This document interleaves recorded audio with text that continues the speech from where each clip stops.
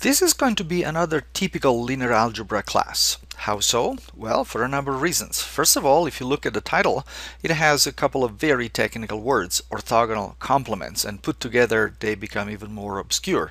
In fact, the second word is one which is often misused in English. For instance, these two guys may say to each other, "You are so smart and you are so fit." Those are not complements, those are complements. Okay, so that's not what we're going to talk about today. But the real reason why this is going to be a typical linear algebra class is because we're going to be doing a lot of generalizations, picking up on a small observations that we can see in among geometric vectors and bring it up to a more general situation. So what is the observation? The observation is the following. Let's say that we have a two-dimensional vector. Now, a two-dimensional vector can always be seen as the sum of an x-axis vector, something like that, and a y-axis vector, right? So a vector that belongs on the x-axis and one that belongs on the y-axis. Notice that here and throughout the rest of this class, we are doing the usual identification of points with vectors in Euclidean spaces by having the vector start at the origin. Now, another way that we can think of a 2D vector is that it's going to be a linear combination of I and j, right? The two basis vectors respectively for the x and the y axis. Now, this looks like something trivial and yeah, we know that, you know, what else is new? However, I want you to notice a couple of things, and these are the ones that we will be generalizing. First of all, each axis is in fact a subspace of R2, right? The x-axis consists of all the vectors of the form some number comma 0. And the y-axis consists of all the vectors of the form 0 comma some number. Okay, so each one of these is a subspace. The two axes are also orthogonal to each other. They're perpendicular. Any vector on the x-axis is going to have a dot product of 0 with a vector on the y-axis. And of course, so are I and j in particular. Not only that, but together these two axes span all of R2. It's these properties that we're going to try and generalize. So we'll start from a very small generalization, which will still keep us within R2. Let's see how that works. So if we're still in R2, so what we can notice is that any subspace of R2, which means any line through the origin, remember any subspace of R2 has to be at that form unless it's all of R2 or just the origin. Well, for any subspace of R2, there is a unique subspace which is orthogonal to it, right? So for any line through the origin, there is only one other line through the origin which is perpendicular to it. Alright, not only that, but if we look at any two-dimensional vector, we can look at this two-dimensional vector as either a sum of two vectors along those two subspaces, so one along one subspace, one along the other subspace, or we can look at it as a linear combination of the basis vectors for the two subspaces. So this is basically the same thing that we saw just a minute ago with the x and the y-axis, except everything is going to be is rotated.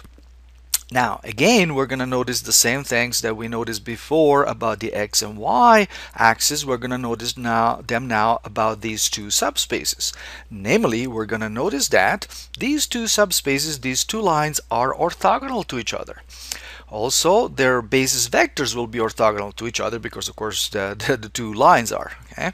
And together, they span all of R2. As I said, any vector in R2 can be thought of as a linear combination of vectors on those two subspaces. So again, these properties still are maintained. Let's generalize a little bit more. So one more generalization. And this time we're going to go one dimension higher. So we're going to be looking in R3, three-dimensional space. So watch out because of course the pictures now are not going to be as clear as in 2 dimensions. But again, imagine with your mind's eye that we are in R3.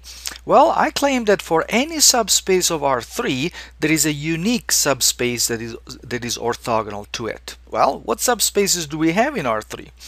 Either we have planes. Okay, and let's imagine that the blue dot there is the origin. Of course, in order to be a subspace, this has to be a plane through the origin. Well, what's orthogonal to that?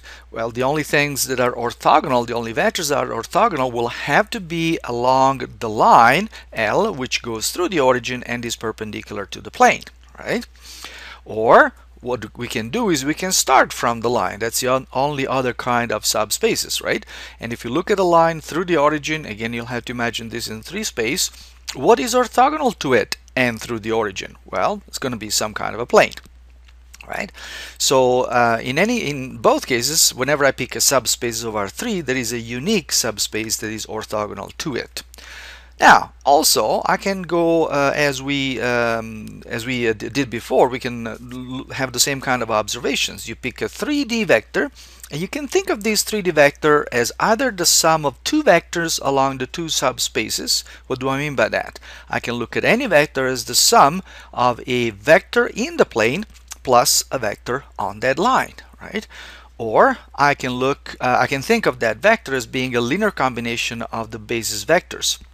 So the blue vector there, is going to be a linear combination of any 2 vectors which span the plane and a vector that spans the line. Okay? So this is exactly the same as what we saw before in lower dimensions. It's just getting a little bit more complicated. And therefore we're going to notice the same things. Namely, these 2 subspaces are orthogonal to each other, right? Everything on the line is perpendicular to everything on the plane, and everything on the plane is going to be perpendicular to everything on the line. And therefore, so are their basis vectors, right? The basis vectors, I don't mean that any basis vectors for the plane or the vectors have to be orthogonal to each other in the plane. But what I'm meaning is that any basis vectors which are in the plane is going to be orthogonal to any basis vector which is on the line, and any basis vector on the line is going to be perpendicular to any basis vector on the plane. So in that sense, that their basis vectors are orthogonal, 1 to 1. And also together they're going to span all of R3. Every 3-dimensional vector can be written that way. Alright, so you can imagine we can keep playing this game and go higher and higher in dimension. So instead of going through dimensions 4 and 5 and 6 and so on, we're just going to take the big leap and look at what happens in general.